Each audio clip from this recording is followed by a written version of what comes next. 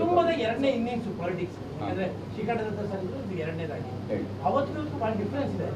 ಏನ್ ಟಫ್ ಅನಿಸ್ತಾ ಇದೆ? ಯಾಕಂದ್ರೆ ಈ ಸತಿ ನೀವು JDS ಕೂಡ ಜೊತೆ ತಗೊಂಡು ಹೋಗ್ಬೇಕಾಗಿದೆ. ನೀವು ರಾಜಕೀಯದ ಇಲ್ಲಿ ವೇದಿಕೆನೇ ಅಲ್ಲೇ ಅಷ್ಟು ಬಹಳ ತೂಕದ ವೇದಿಕೆ ಅನುಭವ ಅಂತ ರಾಜಕೀಯ ಅನುಭವ.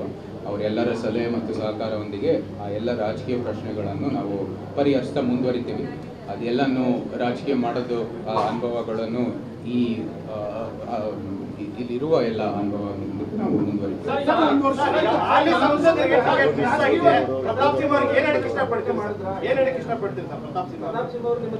ಅನೇಕರು ಹಿಂದೇನು ಮತ್ತು ಅವ್ರವರೆಗೂ ಕೂಡ ಭಾಳ ಅಭಿವೃದ್ಧಿ ಮಾಡಿದ್ದಾರೆ. ಅವರ ಈ ಟರ್ಮಲ್ಲೂ ಕೂಡ ಅವರನ್ನು ಕೂಡ ನಮಗೆ ಎಲ್ಲರಿಗೂ ಗೊತ್ತಿದ್ದಾರೆ. ನಮ್ಮ ರಿಪೋರ್ಟ್ ಕಾರ್ಡ್ ಮೂಲಕ ಎಲ್ಲ ಹಂಚ್ಕೊಂಡಿದ್ದಾರೆ. ಎಷ್ಟೊಂದು ಅಭಿವೃದ್ಧಿ ಕೆಲಸ ಮಾಡಿದ್ದಾರೆ. ಒಂದು ಒಳ್ಳೆಯ ಅಡಿಪಾಯ ನೆಟ್ಟಿದ್ದಾರೆ ಮೈಸೂರಿಗೆ. ಅದನ್ನು ಕೂಡ ಮುಂದುವರಿತೀವಿ. ಅವರ ಸಹಾಯ ಯಾವಾಗಲೂ ಬೇಕಾಗಿದೆ. ಮಾಡಿರೋ ಕೆಲಸನೂ ಕೂಡ ಮುಂದುವರಿತೀವಿ. ಸದ್ಯದ ರಾಜಕಾರಣದ ಪರಿಸ್ಥಿತಿಯಲ್ಲಿ ಸಾಕಷ್ಟು ಜನರು ದೂರ ಸರಿಯುವಂತ ಕೆಲಸ ಆಗ್ತಾ ಇದಾರೆ. ಅಂತ ಕಾಲಘಟ್ಟದಲ್ಲಿ ತಾವು ಒಳಗಡೆ ಬರ್ತಾ ಇದ್ದೀರಾ, ನಮ್ಗೆ ಕಾನ್ಫಿಡೆನ್ಸ್ ಇದೆ ಅಂತ ಯಶಸ್ವಿ ಆಗ್ತೀರಾ ಅಂತೇಳಿ. ಯಾಕಂದ್ರೆ ಈ ಕಾಲಘಟ್ಟದಲ್ಲಿ ಸಾಕಷ್ಟು ಜನ ನಮ್ಗೆ ರಾಜಕಾರಣದ ಸವಾಸನೆ ಬೇಡ ಅಂತೇಳಿ ದೂರ ಸರಿಯುವಂತ ಕಾಲಘಟ್ಟ ಇದು. ಅದು ಚಾಲೆಂಜ್ ಇದೆ ಅಂತ ನಾವು ದೂರ ಹೋಗೋಕ್ಕಾಗಲ್ಲ. ಯುದ್ಧದಲ್ಲಿ ನಾವು ಸಿದ್ಧರಾಗಿರ್ಬೇಕು ಯಾವಾಗಲೂ. ಅದೇ ರೀತಿ ರಾಜಕೀಯ ಮೂಲಕನೇ ಇವಾಗ ಎಲ್ಲ ಸಮಸ್ಯೆಗಳನ್ನು ಪರಿಹರಿಸಬೇಕಾಗುತ್ತೆ. ಅದು ಕಷ್ಟ ಅಂತ ಹೇಳಿ ನಾವು ಭಾಗವಹಿಸಲ್ಲ ಅಂತ ಹೇಳೋದು ನನ್ನ ಪ್ರಕಾರ ತಪ್ಪು.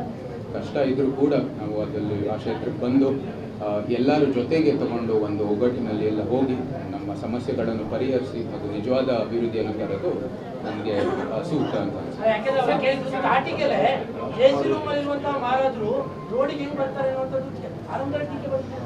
ಆಮೇಲೆ ಅದ್ರ ಜೊತೆಗೆ ಸರ್ ಅರಮನೆ ಮತ್ತೆ ಸಾರ್ವಜನಿಕ ಬಹಳ ಸಂಘರ್ಷ ಇದೆ.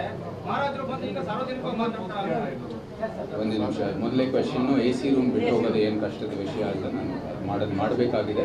ಸಾರ್ವಜನಿಕ ಸ್ಥಳಕ್ಕೆ ಬಂದಾಗ ಸಾರ್ವಜನಿಕ ಒಂದು ಜವಾಬ್ದಾರಿಗಳು ಏನೇನಿದೆ ಅದನ್ನ ಮಾಡಲೇಬೇಕು. ಅದರಲ್ಲಿ ಏನು ಎರಡು ಪ್ರಶ್ನೆನೂ ಇಲ್ಲ, ಮಾಡ್ತೀನಿ. ಪ್ರಶ್ನೆ ಸರ್, ಎಲ್ಲಗಳ ಸಮಸ್ಯೆಗಳು ಏನೆಲ್ಲ ತಿಳ್ಕೊಂಡೇ ಬರ್ತಾ ಇದ್ದೀರಾ? ಹೌದು, ಯಾವಾಗಲೂ ತಿಳ್ಕೊಂಡೇ ಬಂದಿರೋದು.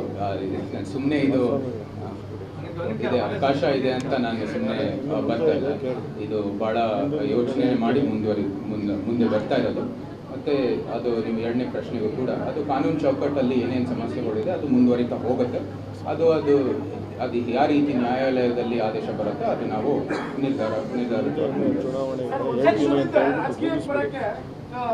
ಪ್ರೇರೇಪಣೆ ಆಯ್ತು ಅಂತಂದ್ರೆ ಸರ್ ಆ ಸಂದರ್ಭ ಏನು ಅಂತ ಹೇಳ್ಬೋದು ಸರ್?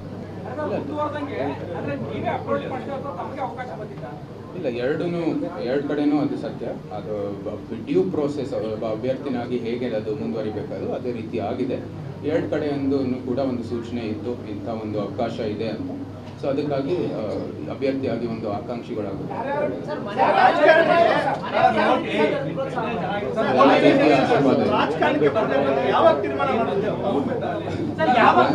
ಒಂದು ವರ್ಷದಿಂದ ಇದು ನಡೀತಾ ಹೋಗ್ತಾ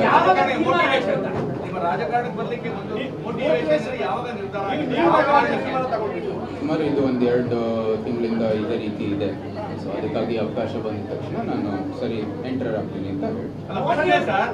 ರಾಜಕಾರಣದಿಂದಲೇ ಸಮಸ್ಯೆಗೆ ಪರಿಹಾರ ಅಂತ ಯಾವಾಗ ಅನ್ನಿಸ್ತು ಅಂತ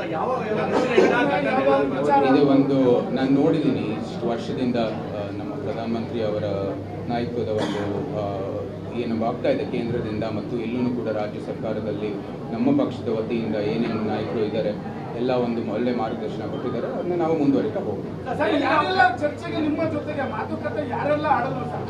ಎಲ್ಲ ಅದು ನ್ಯೂ ಪ್ರೋಸೆಸ್ ಅಲ್ಲೇ ಏನೇನು ನಡಿಬೇಕು